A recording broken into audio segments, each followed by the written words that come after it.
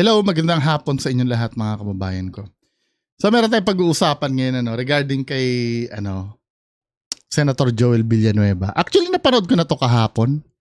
Pinasa sa akin ito yung may side chick daw siya. Nung una, side chick daw ni.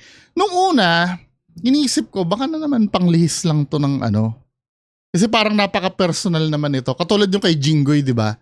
May lumabas na balita na si Jinggoy daw ay bakla. Na if ever man na mapatunayan yun, hindi naman makukulong si Jinggoy dahil dun Kung mapatunayan yung bakla si Jinggoy, hindi naman kasalanan na maging bakla, di ba? Pero itong kay Joel Villanueva, nung una akala ko ganun, napipersonalin lang siya, na meron siyang kabit, di ba? May side chick daw siya. Pero may na akong involved na pera parang, syempre, parang branch ito ng corruption issue So panoorin nga natin to. May bagong bala ang netizens kay Senador Joel Villanueva. Spotted daw kasi siya sa litrato ng kanyang umano ay side chick. Kapatid daw na kontratista. Narito Di ba? May kapatid na kontratista. report ni Dexter Ganibe ng Abante. Sa mga kababayan ko po sa Bulacan, huwag po tayong magpapadala sa mga nanggugulo at nagpapakalat ng fake Generic yan di ba? Generic yan na na banat na huwag tayong huwag tayong magpapaganon, di ba? Pero hindi naman amin yan. Expected na natin. Ito, wala muna sa usapin kung guilty ba sila o hindi. Expected na yan ki-inosente yan or guilty. Talaga itatanggi niya yan. Hindi na, wala namang meron na bang umamin agad-agad na inakusahan ka, umamin. Totoo po yun na humingi ako ng kickback. Wala namang ganun Expected na ito.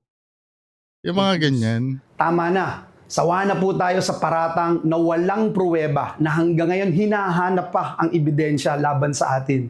Labanan na lang po natin ito sa tamang forum, sa korte. Ididimanda ko po sila at doon ko din po sila haharapin lahat. Basta na lang po sa kabila ng mga pagtanggi ni Senador Joel Villanueva sa mga paratang sa kanya at sa bantang dadalhin niya sa korte ang usapin, hindi pa rin siya tinantanan ng mga netizen o ng mga taong ayon sa senador ay gusto lang sirain ang kanyang karera sa politika. Ngayon, talagang ang kinikare niya talaga yung career niya sa politics, Hindi yung pagkatao niya Ay, nako. Sabagay, kasalanan din naman natin mga Pinoy yan sa personal na buhay ng Marites naman nakatutok ang Binoto. spotlight ng social network na Reddit.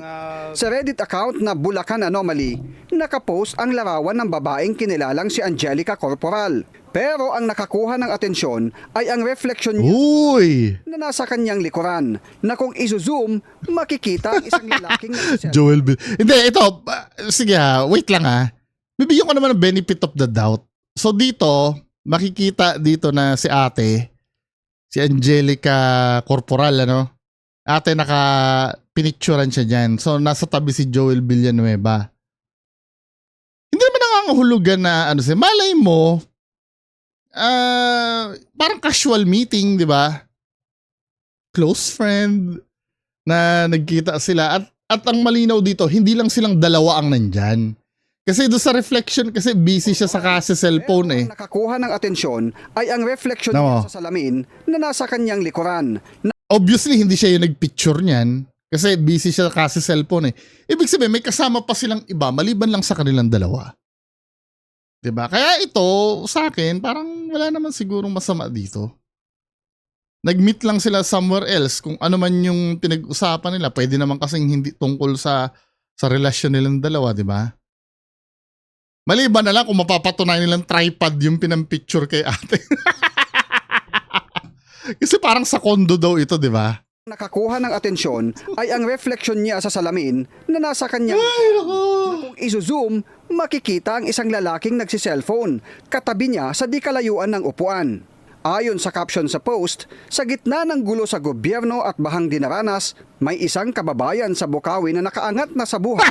Salamat sa ating butihing parang apam nakaangat daw sa buhay. Bullshit. Senador Joel Villanueva.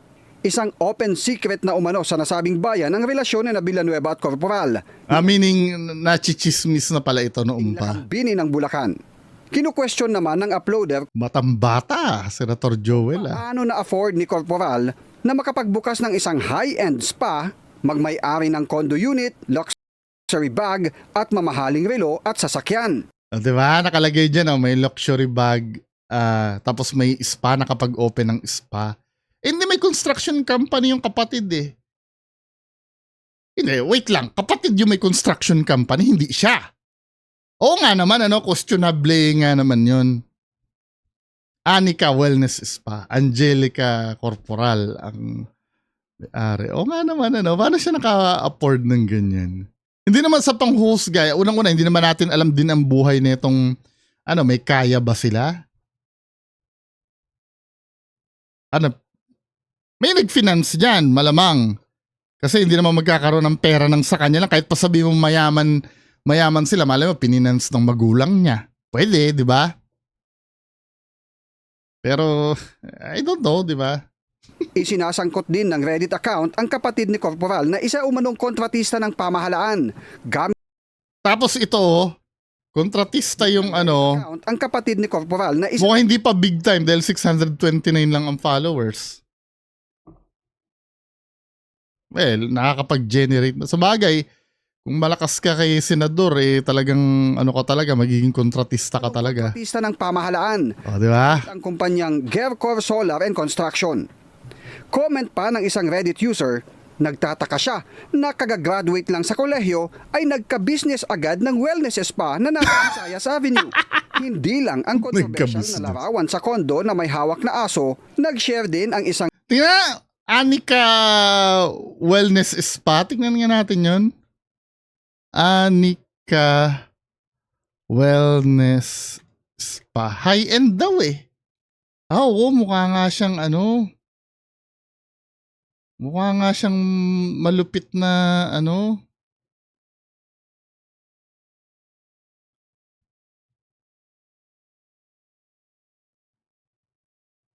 Ayan siya oh.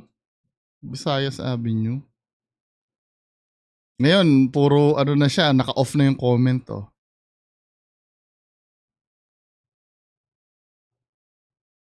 Puro angry emoticon yung may mga pictures ba ito, Anika Wellness Spa?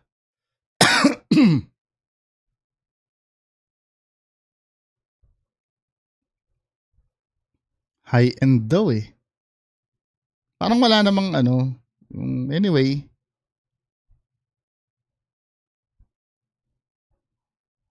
Diba? Corruption talaga sa Pilipinas. Pagpatuloy natin, wag naman tayo muna mapanghusga, ang Reddit user ng larawang magkasama sina Senator Tess Daman at Corporal sa isang Tess Daman. okasyon na ayon sa ilang comment ay kaarawan ni Corporal. Hiningan natin ng komento si Senator Joel Villanueva, subalit binura niya ang kanyang tugon. Sinabi na lahat Binura. Hindi ba ka naman siguro idadaan niya muna sa abogado niya bago siya sumagot sa mga ganitong bagay. Pero buburahin men, di ba? ng paninira ngayon sa kanya ay bunga umano ng pagbanggit niya kay Congressman Zaldico na sangkot sa budget insertions.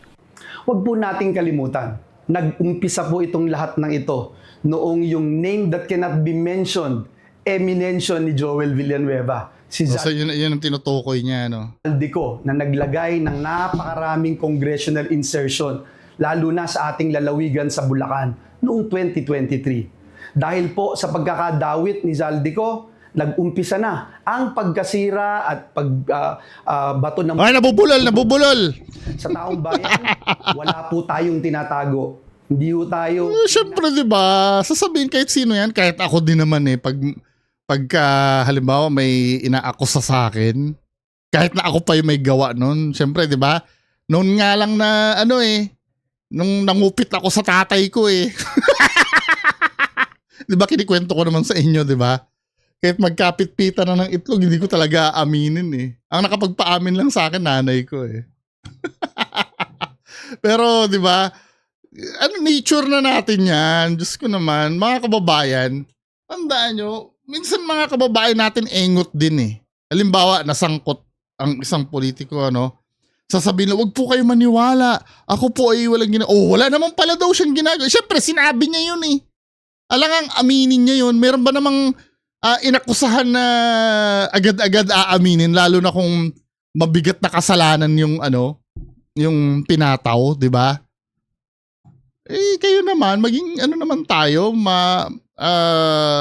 magkaroon naman tayong konting utak. Na nais mag-abroad, nananatili po na nakatutok tayo sa tunay na trabaho. Ang maglingkod ng tapat. Bukod sa pagiging local director for Miss Universe Philippines Bulacan, kilala din si Corporal bilang isang influencer. At may mga commercial endorsement din siya. Pero kung kilala siya sa ano, parang ngayon ko lang siya narinig. Tingnan nga natin. Angelica Corporal, di ba? Angelica Corporal. Nakatag na siya kay Joel Villanueva, oh. Pucha, sa Instagram nga, 23.4k followers lang eh. Hindi naman ganun ka ano sa FB ba? Ilan ang followers nito? 3.8k followers, oh. Ilan nga ito FB? Oh, tinake down pa yung kanyang FB, oh. Dinisable pa. Hindi naman ganun kalaki bilang influencer ito eh. Corpy ang kanyang ano, ang palayaw si Corpy. Corpy. Hindi naman eh. Parang yung kay, ano no, kay sino ba yon? Claudine Ko. Diba? Kilala mo naman yung tao. Siya naman ay pinaghirapan niya yung influencer na hindi ko naman kilala kahit kailan.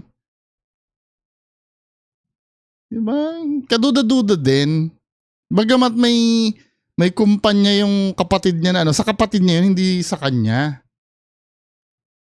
Sa beauty at lifestyle products and services. Ano? Meron siyang May mga commercial endorsement din siya sa beauty at lifestyle endorsement. Parang hindi ko ba naman, ano mang endorsement nito? Angelica Corporal endorsement.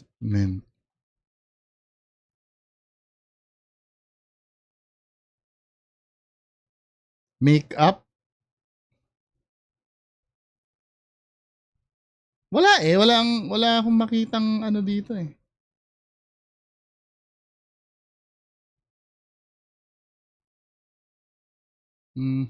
Beauty queen lang siya. Walang masa-search na endorsement. I don't know kung hindi lang ako. Kung meron man siguro, hindi naman ganun kalaki. Kasi yung pagkakaroon ng luxury bag, tsaka ano, kaduda-duda yun eh. Kahit yung mga kilalang artista na, as in kilala na talaga, hindi naman ganun eh. I could be wrong, ano. Hindi natin pwede husgahan. Katulad ng sinabi ko kanina, baka mamaya naman, big time din ang pamilya nito. 'Di ba? Who knows? lifestyle products and services. Bukas ang Bilyonaryo News Channel at Abante para sa panig ni Angelica Corporal. Para sa agenda, Dexter Ganibe, Abante! Anong tingin nyo kaya doon, mga kababayan ko? Anyway, bago ko tapusin, maikli lang naman itong video na to. Bago ko tapusin, meron pumukaw sa akin na ano eh. May pinanood ako video kanina dito. Yung kay Kiko Pangilinan, ito yung regarding kay Jinggoy, no? Na after nito nagkasagutan silang dalawa or sinagot siya ni Jinggoy. May sinabi kasi si Senator Kiko Pangilinan. Ako, kilala niyo naman ako, busit na busit ako din dito kay Kiko. Hindi ko alam kung bakit, dahil dilawan siguro. Pero may point siya dito eh. Panoorin natin ha. Mr. Chairman, Yes, Senator Pangilinan. well, if I may, kung maaari ko sigurong yung komento is, siguro kung yung Napoles cases nauwi dun sa halip na absuelto, kulong, baka hindi na nangyari itong mas malaking kurakot. Plunder yung mga kaso nun nakakulong na nga, pero na-absuelto, na-release ng korte, pinakawalan ng ating hudikatura. So, ang dulo nito lahat naman, hudikatura eh. So, kung maaari, maging sinyales din sa hudikatura na ang taong bayan, pag nakitang mabagal, ang hudikatura, baka pati sila irali ng ating mga kababayan. Well said, Senator Pangilinan. Senator Bamakino is recognized. Pinabura ni Lacson, To be fair naman, kahit ako din nagtataka, nung nasangkot yan sila Jinggoy, si Senator Revilla, regarding doon yung plunder case na yon, yung kay Napoles, nagtataka nga ako bakit si Napoles na nagdudusa? No? Bakit siya yung nagdudusa si Napoles lang? Kung tutuusin, hindi naman magkakapera yon kung hindi dahil doon sa politiko na humawak or nagbigay ng budget. 'Di ba? Hindi naman magkakapera yun Si Napoles kundi dahil sa mga politiko din Bakit nagtataka ako? Ba't siya lang yung ngayon, nagdudusa? Si Napoles, hindi kaya ganito mangyari dyan? Sila Bryce Hernandez, sila Alcantara lang ang magdusa, yung mismong sangkot, hindi. 'Di ba? Doon sa sinabi ni Kiko Pangilinan, nag-agree ako doon kung siguro hindi napakawalan to, hindi na sana kahit harsh man, hindi na daw sana mangyari. Tsaka teka, bakit si Chis Escudero nawawala sa eksena? Bagay, walang nagsasabit sa pangalan niya, Pero doon sinabi ni, medyo may siya doon. Sabi niya, ang sinisisi ni, yung hudikatura daw. Pero ako, hindi ang sisisihin dyan mga Pinoy Binoto pa kasi yan Sa totoo lang. Hindi tayo, tayo mga Pilipino, matagal ko na sinasabi to. Matagal na nung kinukoment-komentan ko to yung mga ganitong bagay. Tayo kasi, kapag ka ang isang tao ay nasangkot na sa kahit anong problema, sa kahit anong kontrobersiya, yung masama katulad niyan, whether napatunayan yan o hindi, dapat pass na tayo dyan. Mahirap na Kasi kapag kukuha ka ng ganyan tao, para kang sumusugal na naman uli The fact yan ay nasangkot na sa gulo, kaya napatunayan o hindi, huwag natin isugal ang Pilipinas. Na hindi ko nga maintindihan bakit si Jinggoy kailangan iboto. Ano nyo ba nakita kay Jinggoy? Ba't kailangan nyo iboto kay si Jinggoy? Tinatanong ko lang, yung mga nag-shade kay Jinggoy dyan. Sinong nag-shade kay Jinggoy bilang senador? Ipaliwanag nyo nga sa akin, ano ba ang nakita natin kay Jinggoy, ba't binoto nyo uli? Tapos kay Bong Revilla, muntik na manalo, di ba? Ano yung nakita natin, bakit nanalo yun? Bakit nagkaroon ng boto yun? Kasi kailangan matutunan na natin Pilipino yan Di ba? Pagka nasangkot na, reject na yan. Nung una nga sinabi ko, di ba, hanggat hindi napapatunayan na wag nyo muna iboto. Pero para sa akin ngayon, nung nalaman ko dito kay Kiko na absolto pala siya sa planter, wag na. Just imagine coincidence, panahon ng tatay niya na na siya, pumangalawa pa kay Napoles. Parang hindi na yata normal yun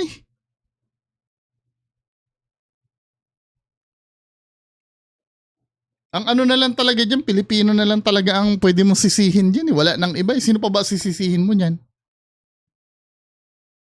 Diba? Kung hindi nyo nilagay sa pwesto yung mga yan. I know, ayokong sisihin doon sa unang beses na napaniwala kayo. Lahat naman tayo nabubudol Kahit ako din, nabubudol din naman ako Walang loco proof kahit isa sa atin. Lahat tayo, prone tayo maloko lahat. Pero once na naloko na tayo huwag na tayong paluloko sa susunod. Tayo, kasama ako doon. Hindi ko sinasabing ako ay matalino, kayo ay mga bobo. Pero sometimes kailangan nating mag-isip talaga, including ako doon. Di ba? May kandidato dyan, na, di ba ito yung nasangkot sa, sa iskandalo na kurakutan? Huwag na. Marami namang kandidato dyan na pwede pa. Di ba? Madali lang, katulad ng sinabi ko dati, di ba? Madali naman na i-search yung background ng mga yan eh. Let's say, may kumandidato dyan na hindi mo kilala, ano? May Google naman eh. I-search mo. Si Ma'am Heidi, binoto ko yun eh, yung sa COA dati. I-search mo. Heidi Mendoza ba yung name? Tingnan natin ha. Halimbawa, sino ba itong Heidi Mendoza na to? Heidi Mendoza. Ayan o, pag kinlik mo, makikilala mo na siya. O, auditor pala siya dati sa COA. May Wikipedia page na siya o. Madali nang mag-research ngayon kung sino ang tao na tumatakbo eh. Hindi katulad nung dati, di ba? Yung wala pa tayong technology na ganito. Ano pa tayo eh, nangangapa pa tayo sa dilim eh. Ang batayan natin doon pag maganda magsalita, yun na iboboto eh. Tapos na tayo doon. Yung pagka magaling kumanta sa entablado, yun iboboto. Yung napagsayawan tayo ng ano, ng budots. Di ba? Tapos na tayo doon. Di ba? Sa susunod na election, hopefully ito na yung ano eh. Ito na yung huli na maging tanga tayo. Di ba? Criteria, basta nasangkot sa ano, wag na iboto. Pero nasa sa inyo pa rin yan. Hindi ko kayo pwedeng diktahan dahil kalayaan nyo yan eh. Baka sakali makinig kayo sa akin, di ba? Hindi ko naman kayo pipilitin. Sino ba naman ako? Anyway, mga kababayan ko, yun lang po muna pag-uusapan natin. Magandang hapon sa inyong lahat. Bye-bye.